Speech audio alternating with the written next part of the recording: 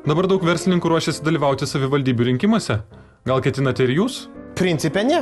Tai kad mes padarėm įmonės skaičiavimus, tai paaiškėjo, kad labiau apsimoka duoti kyšius, negu eiti ten tos rinkimus. Pakloji begalę pinigų ir paskui dar nėra garantijos, kad tave išrinks. Nes tie vargoliai tai neprognozuojami, niekad nežinai, ką ten išrinks. Aš jau paskui palauksiu, kol pasibaigs tie rinkimai, susirasiu kažkokį žmogų ir tiesiai su juo į kontaktą eisiu. Kitaip sakant, pasiūlysite kyšį. Principe taip, patikrintas metodas. 100 kartų dariau ir suveikė. Ir dar šitame reikale yra ekonomijos. Kažkas nori mažiau, gali pasirinkti, kam mažiau, kam daugiau nešti. Tai tada atsiranda tokia neva tai konkurencija ir sumažėja vidutinis kyšio davimo dydis. Čia apskaičiavau.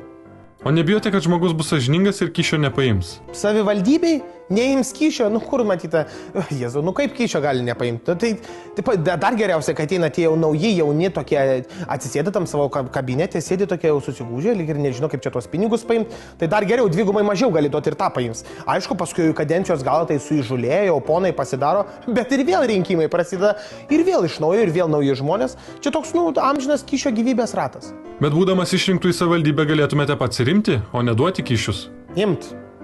Kyšius. Aš, kad imčiau kyšius. Taigi aš milijonierius, ką man tie kyšiai. Verslininkų nėra didesnės gėdos, kaip eiti politiką ir į tuos rinkimus. Kodėl? Tai reiškia, kad bankrutuoji. Reiškia, kad nieko nesugebė. Reiškia, kad kyšių net nemoki duoti. Jeigu eini tvarkyti savo reikalų į rinkimus, tai čia jau, iš vis, jeigu jau tokio pamatė, tai jau čia tikrai pats leviausias yra verslininkas. Bet juk dabar į politiką eina ir žvaigždės, ir artistai, ir televizijos veidai. Tai gerai, nuneši kyšį ir dar autografą gauni prie to paties.